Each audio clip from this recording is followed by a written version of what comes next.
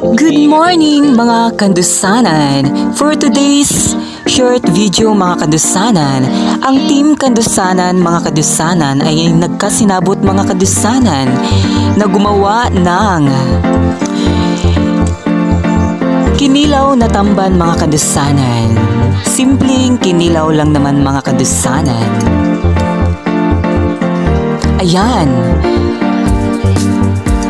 Inukay-ukay ang mga Kandusanan, ang mga lamas.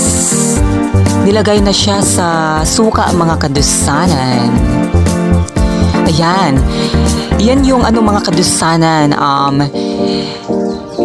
isda na tamban mga Kandusanan. Kasi dito kasi sa aming lugar mga Kandusanan, mahilig ang mga taong magkilaw ng tamban mga Kandusanan.